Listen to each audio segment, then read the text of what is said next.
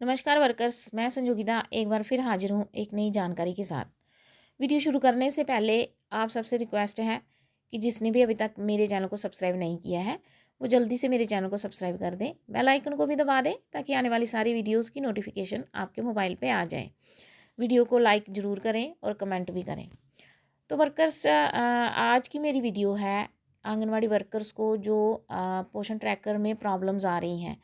जब से ये नवंबर एंडिंग में जो वर्जन आया था उसके बाद पोषण ट्रैकर में बहुत सारी लड़कियों को प्रॉब्लम्स आ रही हैं। उसके बाद इन्होंने बहुत सारी अपडेट्स भी लाई, लेकिन फिर भी लड़कियों के लॉगिन प्रॉब्लम कभी आ रही है और भी बहुत सारी प्रॉब्लम्स आ रही हैं। तो सबसे पहले तो आंगनवाड़ी सेंटर ओपन ही नहीं होता कई वर्कर्स का।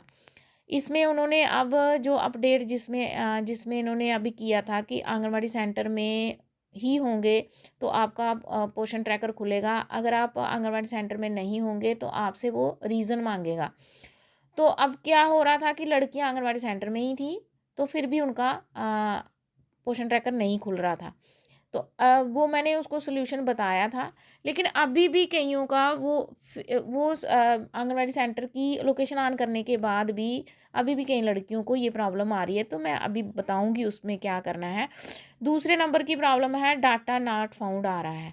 3 to 6 या कोई भी बेनिफिशरी जो है HCM और THR भरते हुए वहाँ डाटा नॉट फाउंड आ रहा है। उस पर मैंने वीडियो बनाई थी, लेकिन उसके बाद भी अभी भी कई लड़कियों का डाटा नॉट फाउंड आ रहा है।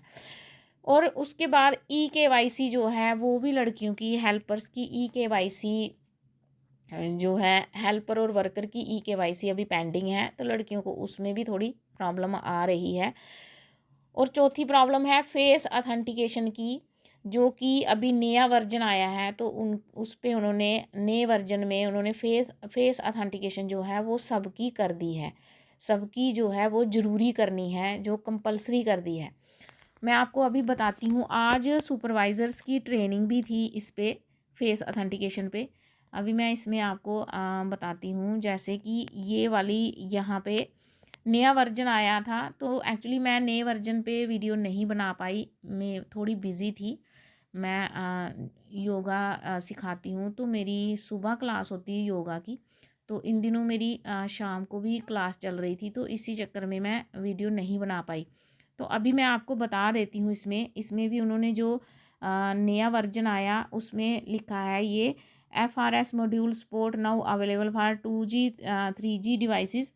मतलब कि जो पहले ये FRS मॉड्यूल चल नहीं रहा था तो अब कम रैम वाले पे डिवाइसेस पे भी ये चलेगा। उसके बाद ये जो है enhanced THR distribution process if a child's Aadhaar is verified the parents guardians photo capture and EKYC now mandatory. मैंने इस पे एक पहले भी वीडियो बनाई थी कि जी अगर किसी बच्चे का आधार वेरीफाई है तो उसमें EKYC वो नहीं मांग रहा था पहले वर्जन में। लेकिन अब जो है, अभी मैं आपको खोल के भी बताऊंगी, अब जो है चाहे बच्चे का आधार वेरीफाई भी है तब भी पेरेंट्स और या गार्डियंस की जो है EKYC करनी ज़रूरी है, फ़ोटो कैप्चर भी करना ज़रूरी है। उसके बाद है VHSND मॉड्यूल फिक्सेस, जो इनवैलिडेट आ रहा था वो ठीक कर दिया इन्होंने। और ये new drop down options supplement type of counselling added in the VHSND module. तो VHSND में भी कुछ चेंजेस इन्होंने लाई है।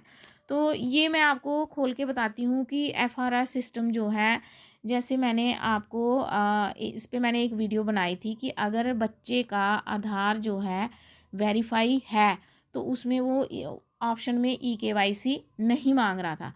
लेकिन अब जो है ये मैंने अभी इसको HCM दे दिया है। अब ये THR यहाँ नहीं लगेगा। चलो मैं आपको ऐसे बता देती हूँ कि अब अगर बच्चे का आधार वेरीफाई है तो उसमें भी EKYC करना और फ़ोटो कैप्चर करना ज़रूरी है। मैं सेंटर गई थी, मैं EKYC बच्चे की कर रही थी, उसका फ़ोटो कैप्चर तो हो गया, लेकिन जैसे ही उनके मोबाइल पे OTP आया तो उसमें एरर आ रहा था, तो EKYC नहीं हो रही थी। तो आज सुपरवाइज़र्स की मीटिंग हुई है, उनको ये ट्रेनिंग हुई है EKYC और फेस ऑथेंटिकेशन पे। तो वो हमें आज जम्मू वालों की थी, कल शायद कश्मीर वालों की होगी। तो वो हमें बता देंगी कि इसमें क्यों एरर आ रहा है, तो कैसे करनी है। उसके बाद मैं इस पर एक वीडियो बना दूँगी। तो सबसे पहले मैं आपसे बात करूँगी कि जिन लड़कियों का सेंटर में होते हुए भी अभी भी ओपन नहीं हो रहा है, तो उनको क्या करना है। सबसे पहली यही प्रॉब्लम मैंने आपको बताई। उसमें उन्होंने ऐसे आंगनवाड़ी सेंटर यहाँ पे जाना है और यहाँ आपके फ़ोन की लोकेशन है उसको ऑफ़ करना है। तो जैसे आप लोकेशन को ऑफ़ करोगे तो वो आपको रीज़न्स नहीं मांगेगा और आपकी आंगनवाड़ी सेंटर जो है ओपन हो जाएगा। और दूसरे नंबर की प्रॉब्लम है डाटा नॉट फाउंड जो आ रहा है, उसके लिए मैंने आपको पहले भी बताया, या तो लॉग आउट करके लॉग इन करना है। अगर लॉग आउट नहीं हो रहा तो आपने अनइंस्टॉल करके इंस्टॉल करना है। फिर भी वो ठीक नहीं हो रहा तो आपको किसी और फ़ोन पे जो है अपने पोषण ट्रैकर को लॉगिन करके फिर आपने अटेंडेंस लगानी है। लेकिन ये नहीं है कि अब डाटा नॉट फाउंड आ रहा है तो आप ऐसे ही रहने दोगे, आप एससीएम नहीं भरोगे, क्योंकि टीएचआर भरने के लिए आपको ई केवाईसी और फेस ऑथेंटिकेशन करना पड़ेगा। तो इसलिए अगर आपका एससीएम 1-2 दिन भी मिस हो गया तो आपके 25 डेज़ नहीं बनेंगे। तो आप कोशिश करो कि अगर डाटा नॉट फाउंड आ रहा है और लॉग आउट करके रीस्टार्ट करके अनइंस्टॉल करके भी नहीं ठीक हो रहा, तो आप घर में किसी और का मोबाइल होगा उसमें पोषण ट्रैकर इंस्टॉल करके उस पे आप अपनी अटेंडेंस लगा सकते हो। और फेस ऑथेंटिकेशन जो है उसके लिए तो अभी शायद हमारी सुपरवाइज़र्स हमें बता देगी कि क्या उनकी ट्रेनिंग में उनको क्या बताया, कैसे बताया, तो वो हमें भी बता देंगी। उसके बाद भी इसका पता चल जाएगा कि हमने फेस ऑथेंटिकेशन कैसे करनी है। क्योंकि अभी इन्होंने ये कंपल्सरी कर दी है उनके लिए जो टीएचआर देते हैं। ये जिस बेनिफिशियरी को टीएचआर देना होता है, फेस ऑथेंटिकेशन उनके लिए है और ई-केवाईसी भी उनके लिए है। 20 फरवरी तक उन्होंने टाइम दिया है कि 20 फरवरी से पहले सभी बेनिफिशियरी जो एलिजिबल बेनिफिशियरी है उनकी ई-केवाईसी और फेस ऑथेंटिकेशन हो जाना चाहिए। तो इसलिए आज की जानकारी वर्कर्स इतनी ही।